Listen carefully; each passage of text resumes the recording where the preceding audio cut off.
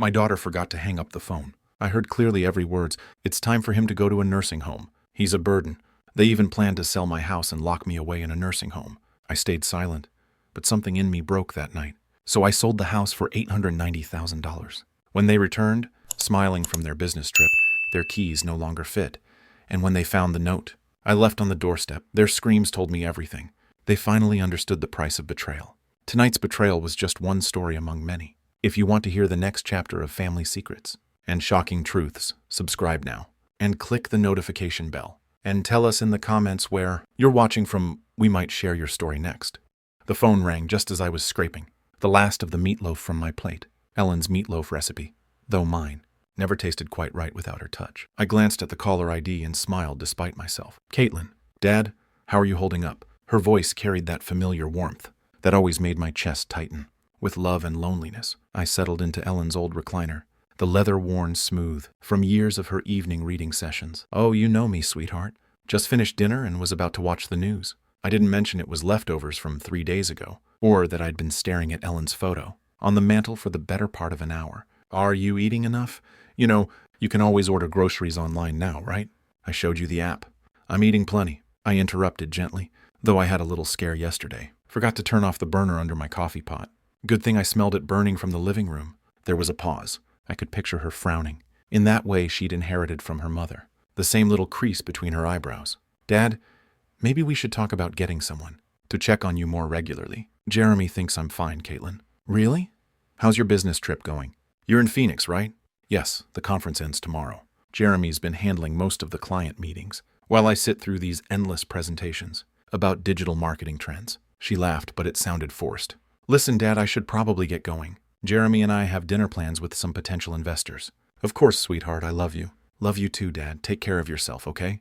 I heard a click, then rustling sounds. She must have dropped the phone in her purse, I thought, reaching to hang up my end. But then I heard voices, muffled, but clear enough through her phone's microphone. Jeremy, you see how he's deteriorating?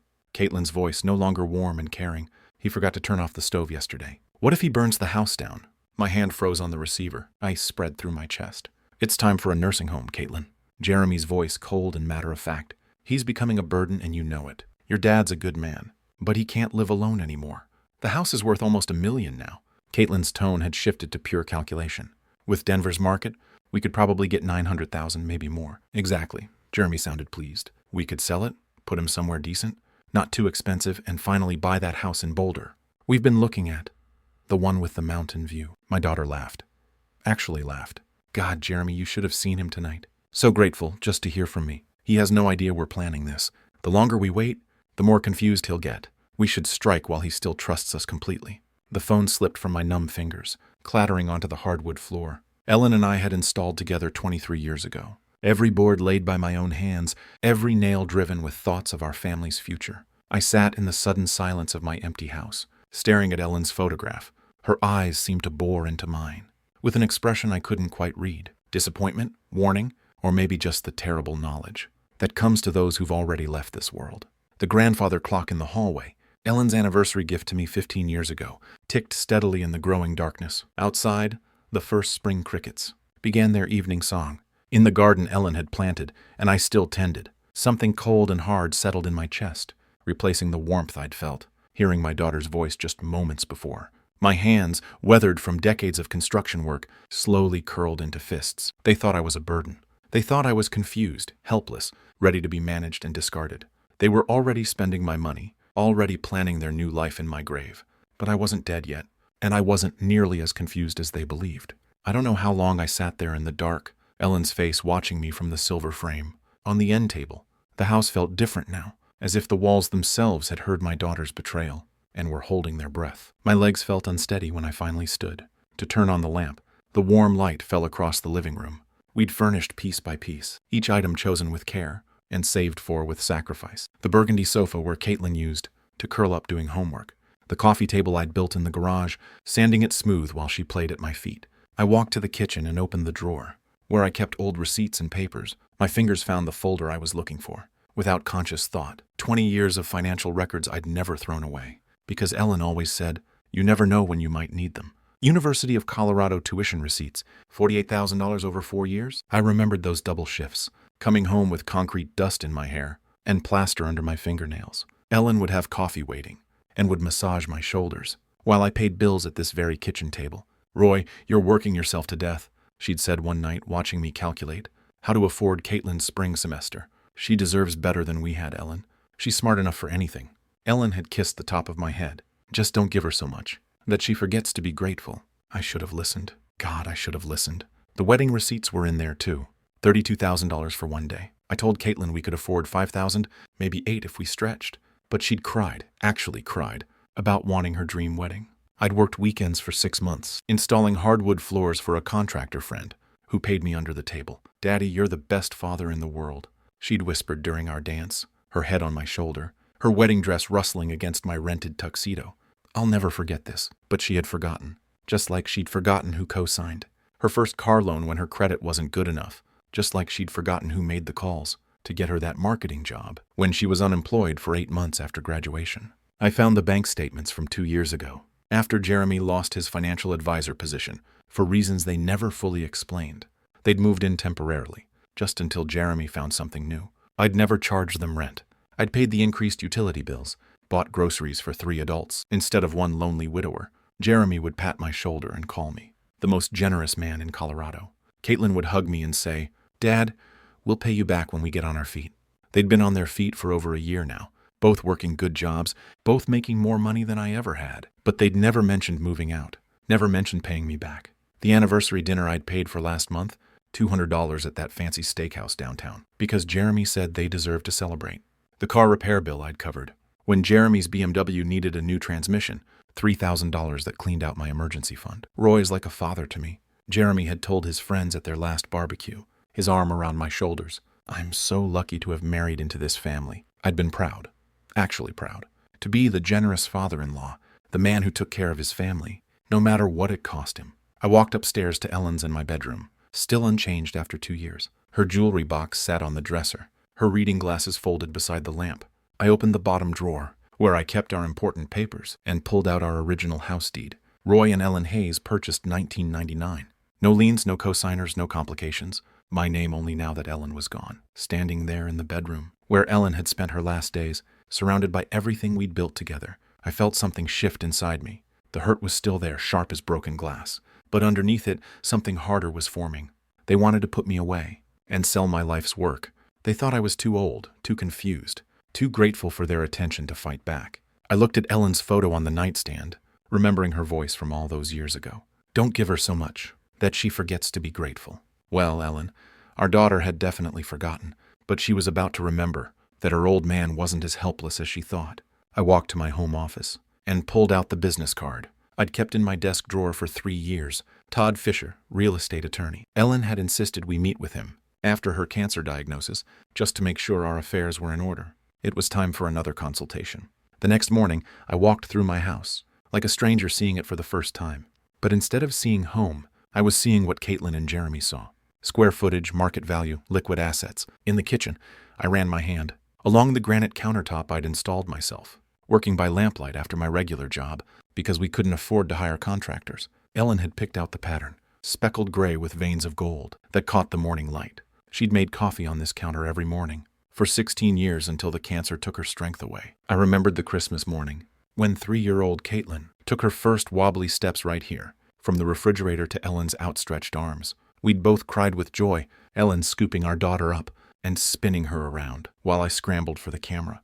"Our baby's walking in our house," Ellen had whispered, tears streaming down her face. In the house we built for her. The living room held 25 years of Christmas mornings. I could still see 7-year-old Caitlin's face, lighting up at the sight of the dollhouse.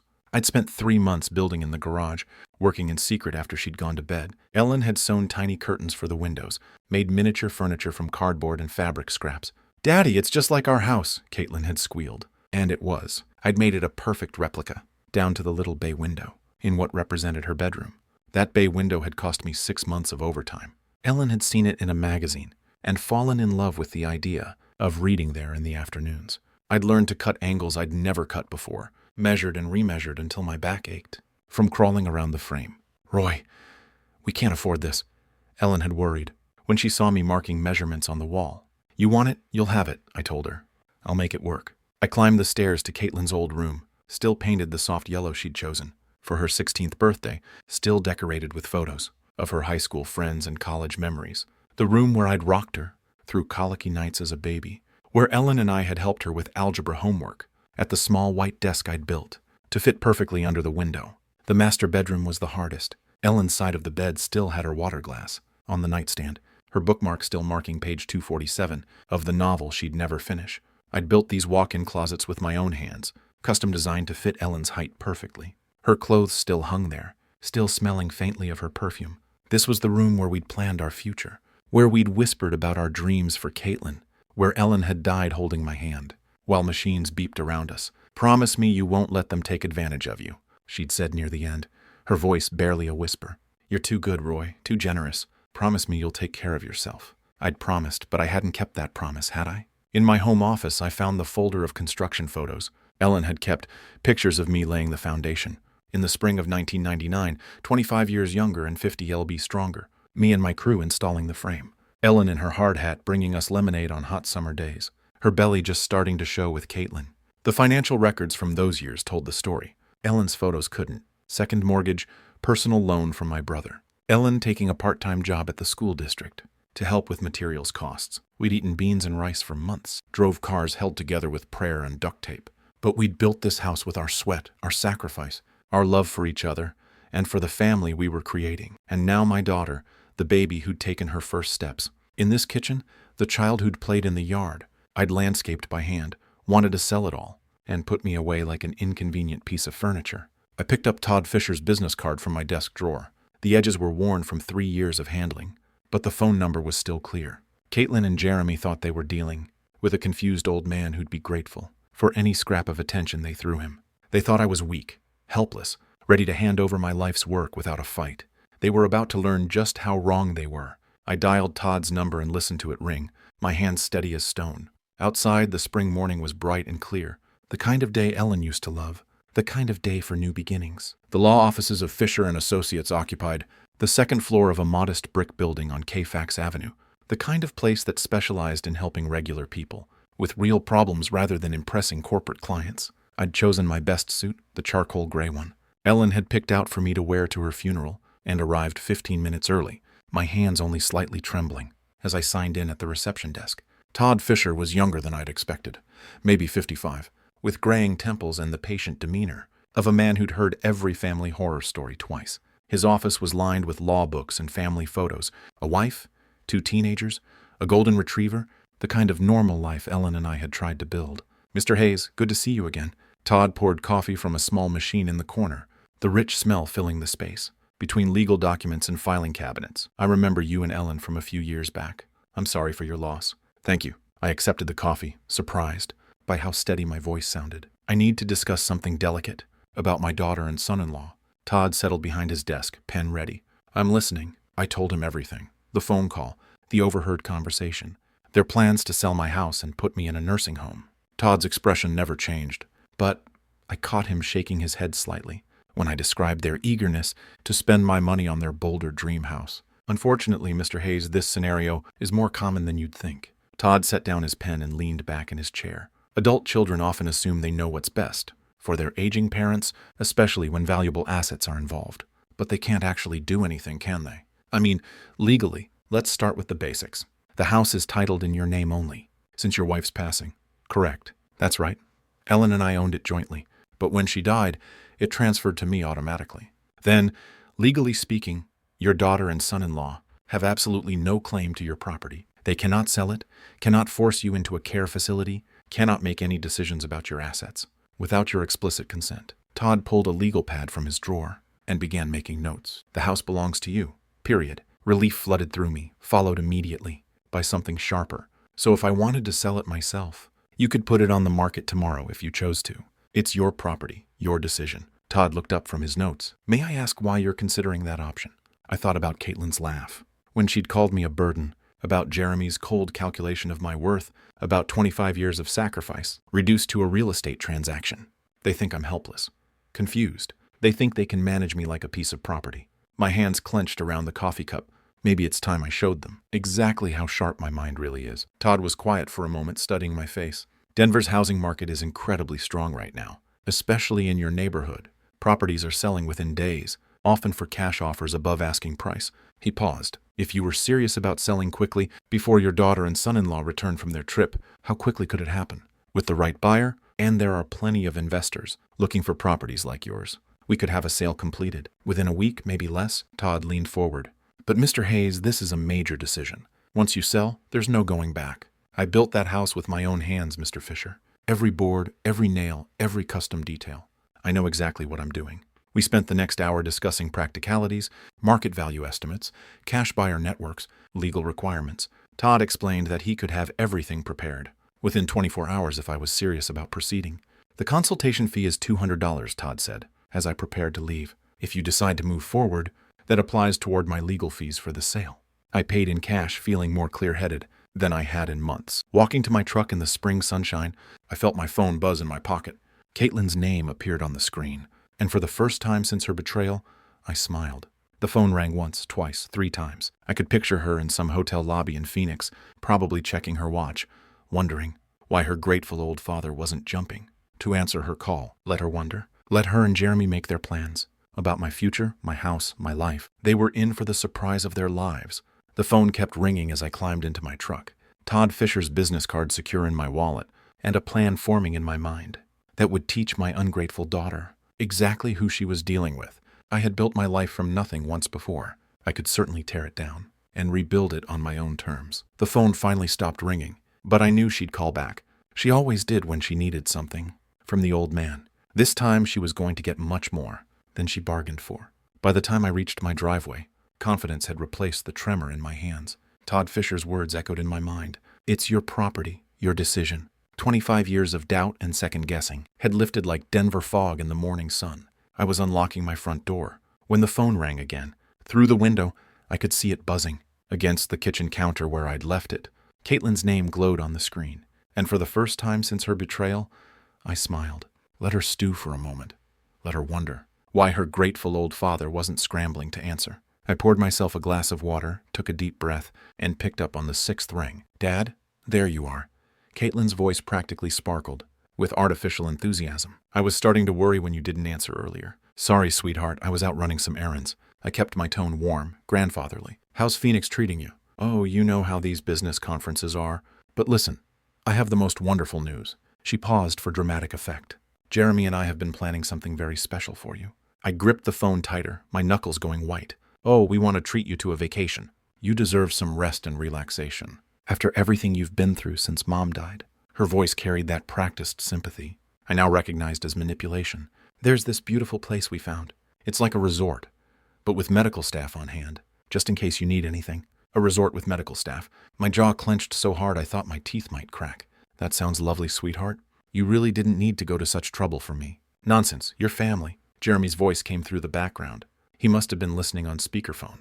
We've already made all the arrangements. When were you thinking? I managed, knowing full well they wanted me gone, before they returned to claim their inheritance. Well, we should be back by next Friday, Caitlin said.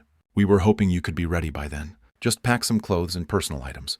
You know, the essentials. The essentials, not the photo albums Ellen had lovingly arranged. Not the furniture I'd built with my own hands. Just the essentials for an old man, being shuffled off to die. Actually, Caitlin, I have a surprise for you too, when you get back. Oh, Dad, what kind of surprise? She sounded genuinely pleased, probably imagining I'd signed papers, or made their job easier somehow. I walked to the bay window I'd built for Ellen, looking out at the garden she'd planted, the porch swing, where we'd spent countless evenings, planning our future. It's something I've been working on since our last conversation. I think you'll be very surprised. You're so sweet, Dad. We'll talk about everything when we get home. Okay, get some rest and we'll take care of everything else. Sweet.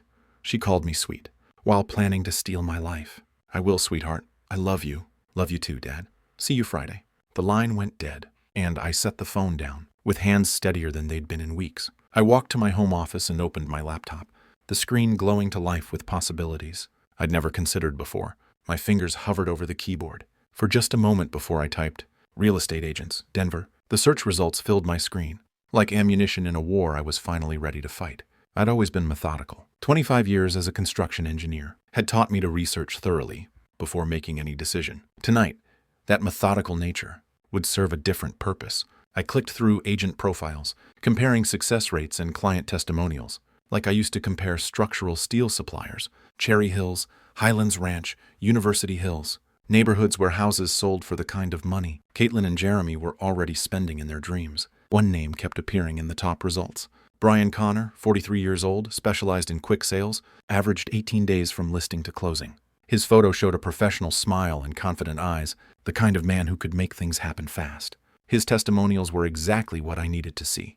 Brian sold our house in 6 days. Cash buyer lined up within 48 hours. Smooth closing, no complications. I stared at his direct phone number, prominently displayed beneath his credentials. This was it, the moment that would set everything in motion. Once I made this call, there would be no going back to being the grateful, manageable old man my daughter expected. Ellen's photo on my desk seemed to be watching me. I could almost hear her voice. "Roy, are you sure about this?" I was sure, more sure than I'd been, about anything since her funeral. I dialed Brian Connor's number with steady fingers. "Brian Connor, Connor Real Estate. How can I help you?" "Mr. Connor, my name is Roy Hayes. I'm interested in selling my house quickly. How fast can these things actually happen?" "Well, Mr. Hayes, that depends on several factors. But with the right property and pricing strategy, I've closed deals in as little as 10 days with cash buyers. What kind of timeline are you looking at?" 10 days? My heart hammered against my ribs. 10 days? That fast? Absolutely. Denver's market is incredibly hot right now, especially for well-maintained properties in established neighborhoods. Can you tell me a bit about your house? I looked around my kitchen, seeing it through a buyer's eyes for the first time.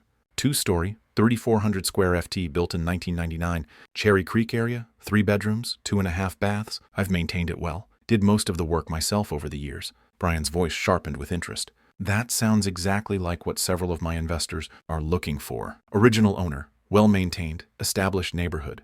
Those are premium selling points. Would you be interested in a property assessment? How quickly could you come by? I can be there this afternoon if you're available. Say 3:00. I glanced at the clock. It was just past noon. 3 now works perfectly. Let me give you the address. After I hung up, I sat in the sudden quiet of my kitchen, the magnitude of what I'd set in motion beginning to settle in my chest. In 3 hours, a stranger would walk through the house Ellen and I had built together, assigning dollar values to our memories. I spent the next 2 hours cleaning obsessively, old habits from Ellen's time, when she'd insist the house be spotless for any visitor. I dusted the bay window, straightened the throw pillows on the couch, made sure every surface gleamed. But this cleaning felt different. I wasn't preparing for guests. I was preparing for an execution. At exactly 3, the doorbell rang. I smoothed my shirt, took a deep breath that carried the scent of Ellen's lavender sachets, still tucked in the linen closet, and walked toward the front door. My hand trembled slightly as it closed around the brass doorknob I'd installed myself 15 years ago. Beyond this door waited either my salvation or my damnation. I turned the handle and opened the door to my future. Brian Connor looked exactly like his photo. Professional but approachable, early 40s, with the kind of confident bearing that came from years of successful deals. He carried a leather portfolio and tablet, and the moment he stepped inside, his eyes went wide. "Wow." He stopped in my entryway, his gaze traveling up the crown molding I'd installed by hand to the hardwood floors Ellen and I had selected together.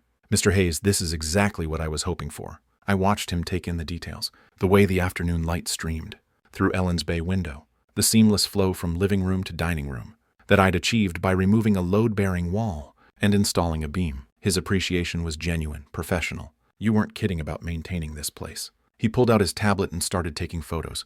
"These hardwood floors throughout original? Installed them myself in 2001. Ellen wanted something that would last, so we went with 3-4 in solid oak." I found myself falling into the familiar rhythm of discussing my work, proud despite everything that was happening. "And this kitchen?" Brian stopped at the granite countertop, running his hand along the edge. "Custom installation every inch." Ellen picked the pattern, said the gold veining reminded her of sunlight. My voice caught slightly. I spent 3 weekends getting the measurements perfect.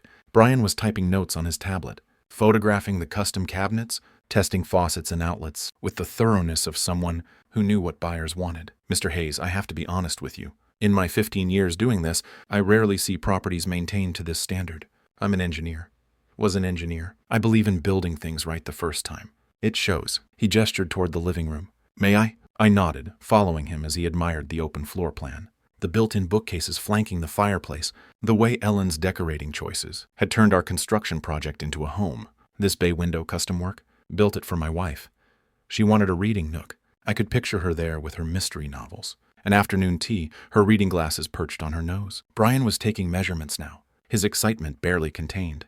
"Mr. Hayes, I need to show you some comparable sales." He pulled up listings on his tablet. Similar properties in this area have been selling for $850,000 to $920,000. My chest tightened. That was more than Caitlin and Jeremy had estimated in their cruel conversation.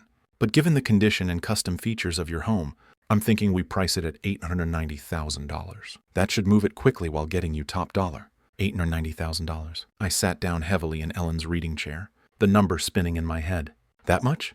I managed. "Mr. Hayes, you're sitting on a gold mine. Properties like this don't come on the market often, especially not in this condition." Brian's voice carried the confidence of someone who knew his business. "I actually have an investment group that's been looking for exactly this type of property." "What kind of investment group?" "They specialize in high-quality rental properties and established neighborhoods. They pay cash, no financing contingencies, no repair negotiations. They can close in 10 business days. 10 business days. Caitlin and Jeremy would return from Phoenix in 8 days, expecting to find their grateful, manageable father, ready to be shipped off to their resort. "What's the catch? Why so fast?" Brian smiled. "No catch. Cash means no loan delays, no appraisal contingencies that could kill the deal.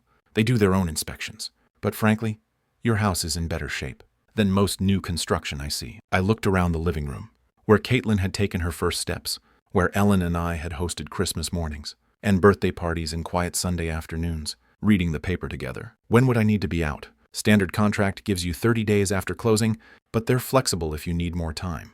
The main thing is getting clear title and completing the paperwork." I thought about Caitlin's voice on the phone, calling me sweet while planning to steal my life. I thought about Jeremy's cold calculation, reducing me to a burden to be managed. I thought about Ellen's warning, about being too generous, too trusting. "Let's do it." Brian's professional mask slipped for just a moment, revealing genuine excitement. "Excellent choice, Mr. Hayes. Let me call them right now." I watched him dial, heard him describe my property, with the enthusiasm of someone who'd found buried treasure. "Cherry Creek area. Original owner. Immaculate condition. Custom features throughout." He ended the call with a broad smile. "They want to move forward immediately. I can have the initial contracts ready by tomorrow morning." The sun was setting through Ellen's bay window, casting golden light across the room, where I just agreed to sell 25 years of my life. But for the first time since that devastating phone call, I felt something that had been missing for too long. Control. How does 9:01 a.m. sound? The question hung in the air like smoke, and I realized Brian was waiting for an answer that would change everything.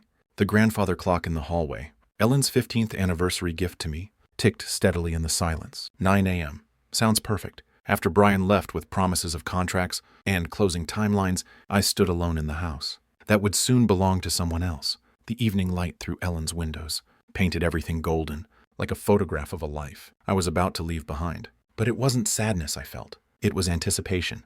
Brian arrived the next morning with contracts, a notary, and coffee for everyone. The kind of professional efficiency I'd always respected. I read every line with the thoroughness that had made me a good engineer, checking details the way I used to check blueprints. Sale price $890,000. Cash purchase, closing date, 10 business days from signing. The notary, a middle-aged woman, with kind eyes walked me through each signature. Minimal contingencies, just the title search and final walkthrough, and I can remain in the house for 30 days after closing if needed. That's correct, Mr. Pays. Though most sellers prefer to move out sooner rather than later, just for peace of mind. Peace of mind. I almost laughed. The only peace of mind I'd have would come from seeing Caitlin and Jeremy's faces when they discovered what their burden had done. I signed my name with steady hands, and just like that, the process was in motion. The first 3 days passed in a blur of paperwork and inspections. The title company began their search through decades of records. The investors sent their team, a polite crew who admired my workmanship and found nothing to complain about. Your father-in-law really knew what he was doing, one of them told the heir, since they assumed I was already gone. These floors, this electrical work, all top quality. Days 4 through 6, I became a man with a secret mission. I researched apartments online, looking for something small but comfortable, somewhere I could start over. With nearly $900,000 in the bank, I found a place in Highlands, a senior community with golf courses and a community center, the kind of place Ellen and I had sometimes talked about for our golden years. I also called storage facilities, planning which of Ellen's things I'd keep and which I'd have to leave. For the new owners, her china, definitely her jewelry box, the photo albums, the essentials of a life lived together. Days 7 through 9 brought a strange confidence I hadn't felt in years. Each morning I woke up knowing I was one step closer to freedom, one step closer to showing my daughter that her confused old father was sharper than she'd ever imagined. Mrs. Patterson from next door noticed the activity, asked about the inspectors and official-looking people. Just some work being done, I told her, hating the half-truth, but knowing the full truth would spread through the neighborhood before I was ready. On day 8, Brian called, with final confirmation. Everything's on track for tomorrow's closing. Mr. Hayes, the buyers are thrilled with the inspection results. Wire transfer will be completed the same day. You'll have access to funds immediately. That night, I packed a single suitcase with clothes and personal items. Not because I was moving yet, but because I wanted to be ready for anything. I looked at Ellen's photo in our dresser and whispered, I hope you understand what I'm doing. Friday morning arrived bright and clear. The kind of spring day Ellen used to say was Denver at its finest. I dressed carefully in my best suit, not the funeral suit, but the navy one Ellen had bought me for Caitlin's college graduation. The title company office was all professional, efficiency, and congratulations. The buyers were represented by their attorney, a sharp woman who double-checked every document. Brian handled the paperwork, like a conductor leading an orchestra. Mr. Hayes, if you'll sign here and here, an initial there. Each signature felt like cutting a chain. The deed transfer, the settlement statement, the final acknowledgement. The 1247 Maple Street no longer belonged to Roy Hayes, and this is your wire transfer confirmation. $890,000 less closing costs has been deposited to your account. I stared at the numbers on the paper. More money than I'd ever seen. In one place. More money than Caitlin and Jeremy had dreamed their burden could access. We shook hands all around, everyone pleased with the smooth transaction. Brian walked me to my truck, promising to stay in touch if I ever needed real estate services again. You made the right choice, Mr. Hayes. Sometimes a fresh start is exactly what we need. I drove home through neighborhoods I'd known for 25 years, past the elementary school, where Caitlin had learned to read, past the park where Ellen and I used to walk every Sunday morning. But instead of nostalgia, I felt liberation. I pulled into my driveway and sat in my truck, looking at the house. That was no longer mine. The keys to the front door felt heavy in my palm. But tomorrow, I'd hand them over to the new owners and walk away from this chapter of my life. Caitlin and Jeremy were due back from Phoenix in 3 days. They'd arrive expecting to find their grateful, manageable father ready to be packed off to their resort. Instead, they were going to find an empty house and a lesson they'd never forget. I climbed out of my truck and walked toward my front door, reaching for my phone to make the next call in a plan that was working better than I'd ever hoped.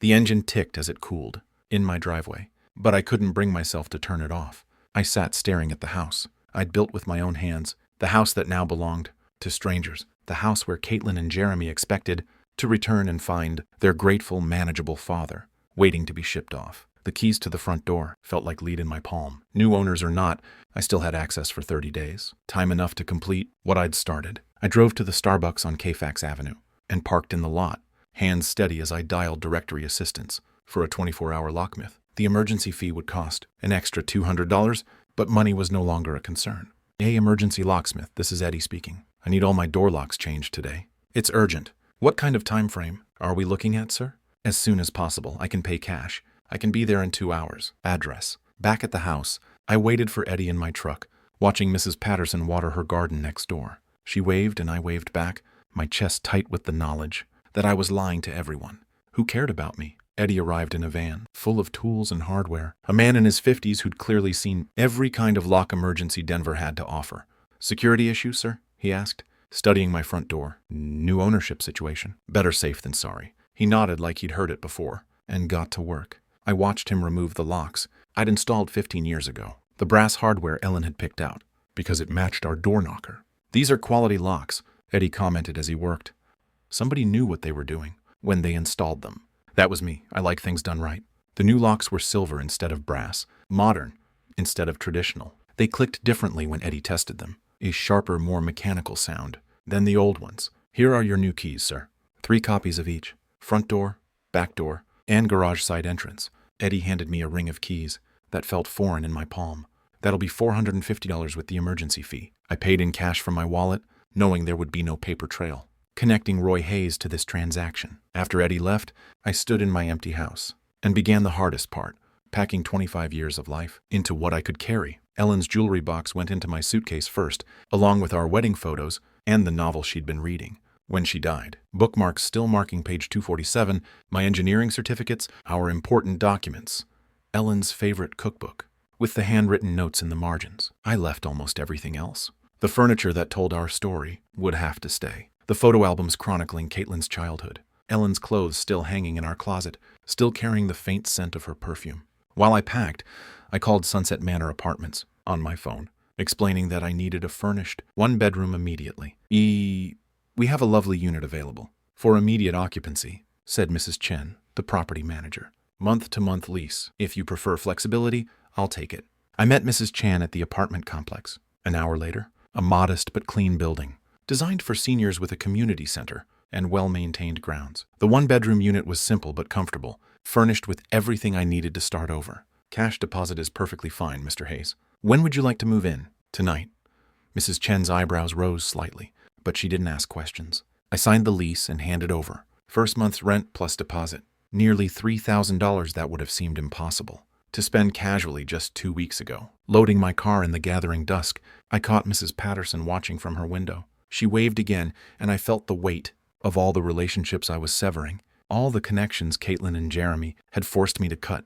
I took one last walk through the empty rooms, my footsteps echoing differently now that the house belonged to someone else. In the kitchen where Ellen had taught Caitlin to bake Christmas cookies, in the living room where we'd watched Caitlin open presents on Christmas morning, in our bedroom where Ellen had taken her last breath, while I held her hand. I'm sorry, honey, I said aloud to Ellen's memory, but you'd understand. You always said I was too generous, for my own good. I locked the new locks and drove away, from Maple Street for what might be the last time. My rearview mirror full of the life I was leaving behind. The sun was setting when I arrived at Sunset Manor, my car loaded with the essentials of my existence. I carried my suitcase to my new front door, fumbling with unfamiliar keys to unfamiliar locks. Inside the small apartment, I dropped my suitcase and immediately reached for my phone. The final phase of my plan required one more call, one more piece of the puzzle that would give Caitlin and Jeremy the surprise of their lives. The apartment felt like a motel room, functional but soulless with generic furniture, and the lingering smell of industrial carpet cleaner. I stood holding my phone, Ellen's photo already positioned on the nightstand, trying to decide which bank would best protect. Nearly $900,000 from the children, who thought they deserved it. I opened my laptop on the small dining table and began researching banks that specialized in large deposits. Colorado Community Bank caught my attention, smaller than the major chains, with a focus on personal service and discretion. Exactly what I needed. Colorado Community Bank, Private Banking Division. This is David Morrison. Mr. Morrison, my name is Roy Hayes. I need to open an account for a substantial deposit, around $890,000. The brief pause on the other end told me David was recalculating his day. We'd be absolutely delighted to work with you. Mr. Hayes, when would be convenient for a consultation? Monday morning, 9 a.m. Perfect. I'll have everything prepared. The weekend stretched ahead of me, like uncharted territory. I'd never lived anywhere but the house Ellen and I built together. This tiny apartment felt like exile, but it was exile by choice. My choice, not theirs. Saturday morning, I made coffee in the unfamiliar kitchenette and methodically unpacked my belongings. Ellen's jewelry box on the dresser, my engineering awards on the bookshelf, our wedding photo beside the bed where I'd sleep alone in a space that had never known Ellen's presence. I drove to the grocery store and bought food for one person. Simple meals. Nothing that required the kind of cooking Ellen had loved. The checkout clerk, a young man with kind eyes, asked if I was new to the area. Just moved in, I told him, starting fresh. Sunday morning, I discovered a coffee shop called Brews and Views, 3 blocks from my apartment. The barista, a young woman named Sarah, with purple streaks in her hair, made the kind of strong coffee I preferred. You're new around here, she observed, not prying, just friendly. Retired engineer, I said, looking for a quieter life. Well, you found the right neighborhood for that. Most of our customers are pretty mellow. I sat by the window with my coffee, watching people walk dogs and push strollers, living the kind of normal Saturday morning that Ellen and I used to treasure. But instead of sadness, I felt something I hadn't experienced in months, anticipation. Monday morning, I dressed in my best suit and drove to Colorado Community Bank. David Morrison was younger than I'd expected, maybe 45, with the kind of professional warmth that came from handling people's life savings. Mr. Hayes, what brings you to Colorado Community Bank? I recently sold my house. I need a fresh start. With an institution that values personal relationships over transaction fees. David nodded with genuine understanding. We specialize in exactly that kind of service. Tell me about your needs. I explained my situation carefully. A widower who'd sold his family home and needed secure, accessible banking. David asked thoughtful questions, never prying beyond what was necessary. For account setup, I'll need to wire the funds. From my previous bank, I explained. No problem at all. We can initiate that transfer today, and the funds should clear by Wednesday. David prepared the paperwork. with quiet efficiency. Online banking, debit card, and checkbook, all standard services. Given the amount, I'd also recommend our premium account package for additional security features. I signed documents that made me an official client of Colorado Community Bank, customer number 847293, with access to nearly $900,000 that Caitlin and Jeremy would never see. Tuesday and Wednesday passed in the strange rhythm of my new routine. Morning coffee at Brews and Views. Sarah remembered my order and asked about my weekend. Afternoon walks through the neighborhood, discovering a small park with benches where other retirees fed pigeons and read newspapers. Wednesday afternoon, David called with the news I'd been waiting for. Mr. Hayes, your funds have cleared successfully. Your account is fully active. I hung up and looked around. My small apartment. At Ellen's photo watching me from the nightstand. At the simple life I was building from the wreckage of my daughter's betrayal. For the first time since Ellen's death, I felt truly in control of my own destiny. Wednesday evening, I sat in my single chair. Not Ellen's reading chair. Not the recliner where I'd heard Caitlin's betrayal. Just a plain chair in a plain room that belonged entirely to me. I opened my laptop and typed mini surveillance cameras into the search bar. My fingers hovered over the keyboard, knowing that what I was about to order would capture the final act of my revenge. Caitlin and Jeremy were returning on Friday, expecting to find their grateful old father ready to be managed. Instead, they were going to discover that their burden had become their biggest problem. The search results filled my screen with dozens of surveillance options, from obvious security cameras to devices disguised as everyday objects. After 30 minutes of research, I found what I needed: a wireless mini camera hidden inside what looked like a phone charger. The specifications were perfect for my engineering mind. Wi-Fi enabled with smartphone app control, motion-activated recording, 12-hour battery life, and crystal clear video quality. Most importantly, it could stream live footage directly to my phone from anywhere with internet access. I ordered it with expedited shipping, paying the extra $40 to guarantee Thursday delivery. The total cost was $149, an amount that would have made me hesitate 2 weeks ago, but barely registered now. With the camera ordered, I turned to the next crucial element, the note that would explain everything to Caitlin and Jeremy when they discovered their keys no longer worked. The first draft was too angry, too raw with the pain of their betrayal. The second was too cold, missing the personal devastation they'd caused. By the third draft, I found the right tone, dignified but devastating, loving but final. I wrote in my careful engineer's handwriting, the penmanship Ellen had always admired. Dear Caitlin and Jeremy, if you're reading this, it means my plan worked perfectly. I heard your phone conversation about putting me in a nursing home because I'm becoming a burden. I heard you calculating how much money you'd make selling my house. The house has been sold for $890,000 cash. The money is safely in my new bank account, where it will stay. I've moved to a place where I'm appreciated, not tolerated. Don't worry about me. Worry about your own housing situation. Your belongings have been packed and are being stored at Denver Moving and Storage on Kfax Avenue. You have 30 days to claim them before storage fees begin. I gave you everything I had for 42 years. You repaid me by planning to warehouse me so you could steal my life's work. I hope the lesson was worth the cost. Love, Dad. Thursday morning, the FedEx truck arrived at my apartment with a small box containing my surveillance equipment. I spent an hour in my kitchen, testing the device and learning the smartphone app. The video quality was remarkably clear, the audio sharp enough to catch whispered conversations. Thursday afternoon, I drove to my former house. For the last time, I used the garage door opener. I'd never given Caitlin and Jeremy parking inside to avoid questions from neighbors. My hands shook slightly as I approached the front door with my new keys. Inside, the house still smelled like home. Ellen's lavender sachets, the lemon oil I used on the wooden furniture, the faint residue of 25 years of family dinners. But there were new additions that made my chest tight.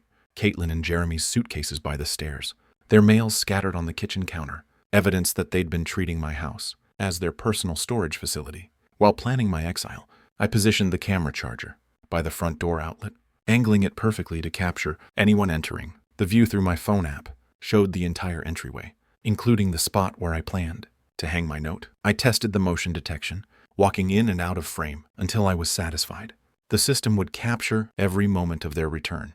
Then I taped the envelope to the inside of the front door, at eye level, where they couldn't possibly miss it.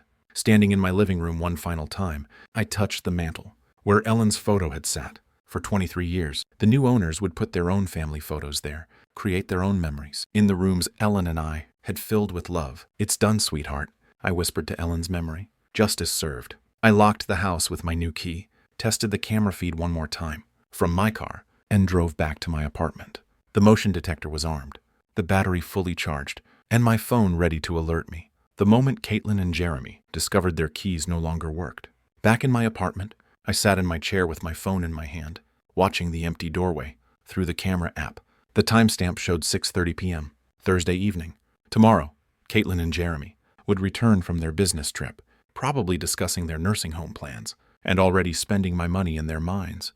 They had no idea. Their grateful old father had become their worst nightmare. I woke Friday morning with the anticipation of a man about to witness justice after years of injustice. My coffee tasted better than it had in weeks, and even the small apartment felt less confining. As I settled into my chair with my phone, the camera feed showing my empty former doorway, 4:30 p.m. They should arrive soon. I'd memorized their travel patterns. Caitlin always insisted on leaving Phoenix by noon to avoid traffic, and Jeremy drove exactly the speed limit. They'd be pulling into my driveway within the hour. I looked at Ellen's photo on my nightstand.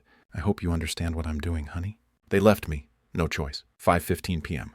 My phone buzzed with motion detection. A black SUV, Jeremy's car, pulled into the driveway of my former house. My heart hammered against my ribs as I watched the screen. Caitlin stepped out first, stretching after the long drive. Jeremy emerged from the driver's side, pulling their suitcases from the back. They moved with the casual confidence of people coming home to claim their inheritance. I watched them approach the front door, Caitlin fishing her keys from her purse while Jeremy set the luggage down. She inserted her key into the lock. I'd had changed just yesterday. The key didn't turn. Caitlin frowned, examining her key ring. She tried again, jiggling the key, with growing frustration. That's weird. Her voice came through my phone speaker. My key's not working. Jeremy stepped closer, his expression shifting from tired to concerned. Let me try the back door. I watched him disappear around the side of the house, while Caitlin continued struggling with the front lock. When Jeremy returned 3 minutes later, his face had darkened with alarm. Back door's locked too, and the garage remote isn't working. His voice carried the edge of panic. I'd hoped to hear, Caitlin, someone changed these locks. What? That's impossible. Dad doesn't even know any locksmiths. Jeremy studied the front door more carefully, his financial advisor's mind, recognizing trouble when he saw it. These are brand new locks. This isn't an accident. Caitlin pulled out her phone with shaking fingers. I'm calling Dad. I watched her dial my old landline, the number I'd had disconnected 3 days ago. After several rings, her face crumpled with confusion. No answer. It's not even going to voicemail. Try his cell phone. He doesn't have a cell phone, remember? We talked about getting him one. For emergencies. Her voice cracked with the first hint of real fear. Jeremy was examining the windows now. His earlier confidence completely evaporated. There, that one's unlocked. I can boost you up. I watched my daughter climb through the kitchen window. I deliberately left unlatched, her business suit catching on the frame. She disappeared inside, and moments later, the front door opened from within. Jeremy entered with their suitcases, and both of them stopped dead when they saw the white envelope taped to the door at eye level. Caitlin's hand trembled as she pulled down the envelope with her name and Jeremy's, written in my careful script. I leaned forward in my apartment chair, phone clutched in both hands, as she tore open the seal. Her eyes moved across my words, Jeremy reading over her shoulder. I watched their faces change, confusion to shock to disbelief to horror. He sold the house. Caitlin's voice rose to a near shriek. How could he do this to us? Jeremy snatched the note from her hands, reading it again as if the words might change. That manipulative old bastard. He was playing us the whole time. $890,000. Caitlin was crying now, her careful makeup streaking down her cheeks. He kept it all. That money was supposed to be our future. Your future? Jeremy snapped, his mask of devoted son-in-law finally slipping. This is your father, Caitlin. You should have handled this better. My fault?